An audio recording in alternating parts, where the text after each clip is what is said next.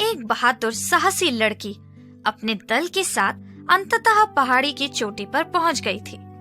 यह उसकी पहली पहाड़ी चढ़ाई थी। जमीन से चढ़ने की रस्सी उठाते समय रस्सी उसकी आंखों में लग गई थी और उसके कॉन्टैक्ट लेंस गिर गए थे और उसे सब कुछ धुंधला दिखाई दे रहा था। वह बहुत निराश थी क्योंकि वह आकाश मंडल की एक नई सीमा को देखने के लिए आशा लेकर आई थी। उसने अपने कॉन्टैक्ट लेंस ढूंढे पर उसे नहीं मिले।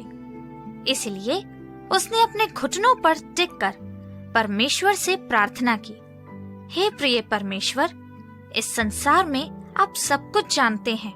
आप छोटी और बड़ी सारी बातें जानते हैं। मेरे कॉन्टैक्ट लेंस ढूंढने में कृपया मेरी मदद करें। जब वे लोग पहाड़ से उतर रहे थे तब एक दूसरा दल पहाड़ पर चढ़ रहा था। उस दल की एक सदस्य ने चिल्लाकर पूछा, क्या आप में से किसी के कॉन्टैक्ट लेंस खो गए हैं? ये सुनकर इस लड़की की खुशी का ठिकाना ना रहा। उसने अपने कॉन्टैक्ट लेंस लिए और उस स्त्री से पूछा कि ये आपको कहाँ मिले? उस स्त्री ने बताया कि एक लाल चींटी एक पत्ते पर इनको उठाकर बड़ी मुश्किल से ले जा रही थी। पर बात यहाँ खत्म नहीं होती। जिस लड़की के लेंस खो गए थे उसके पिता एक कार्टूनिस्ट थे।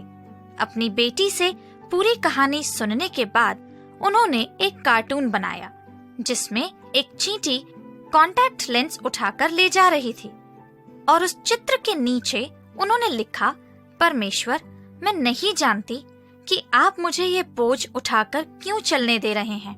मैं इसे खा नहीं सकती और ये बहुत भारी है। पर अगर आपकी इच्छा यही है कि मैं इसे उठाऊं तो मैं आपके लिए ये करूंगी।